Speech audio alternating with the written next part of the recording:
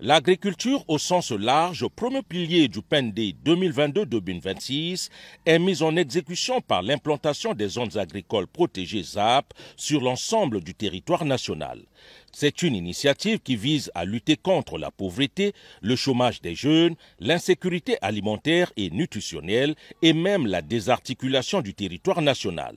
Bâtir un Congo agricole grâce à un maillage territorial des ZAP adapté aux réalités locales est l'un des objectifs poursuivis.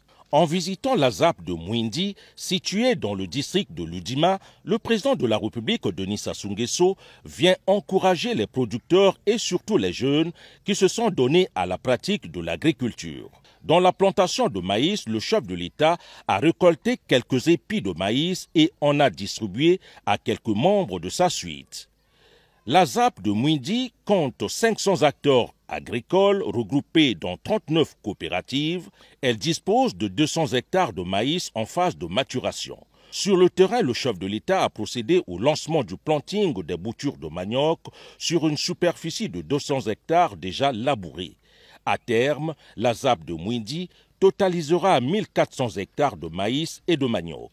Au terme du planting, le président Denis Sassou Nguesso a invité les jeunes à se lancer dans l'agriculture car un peuple qui ne produit pas ce qu'il consomme n'est pas un peuple libre.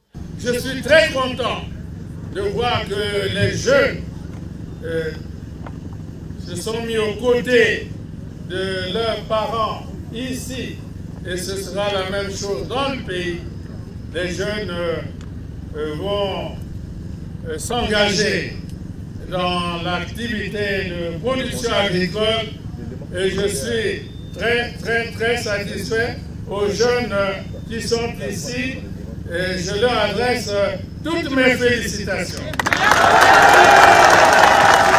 Les jeunes acteurs agricoles remercient le chef de l'État pour l'initiative de la création des ZAP. Les gens considèrent l'agriculture comme si c'était pour ceux qui ont raté la vie, ceux qui ont manqué leur vie. Or, l'initiative des ZAP met en valeur l'agriculture, mécanisée bien sûr, pour la jeunesse. Et pour ce qui me concerne, j'encourage la jeunesse à intégrer les ZAP. Voir le président de la République venir nous visiter ici, c'est vraiment un honneur pour nous. C'est vraiment un honneur pour nous, c'est une grande joie pour nous et nous sommes infiniment reconnaissants pour ça.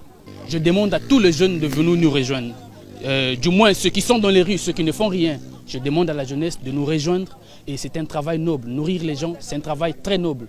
Pour Pascal Tchati-Mabiala, député de l'Udima et chef de file de l'opposition politique, le président de la République vient de redonner à l'Udima sa vocation d'antan de pôle agricole du Congo.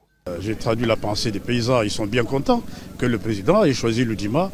Non, et plutôt redonner à l'Udima sa vocation qu'il a dans le temps. Donc il faut booster la production agricole, il faut la déculper pour que nous ayons du manioc, du maïs, toutes les spéculations agricoles et pour qu'on arrive finalement un peu à ce que nous sommes en train de dire depuis longtemps, la diversification de l'économie. Dans la ZAP de Mwindi, le président Denis Sassou Nguesso a lancé un mot d'ordre, que chaque district du pays devienne un pôle agricole.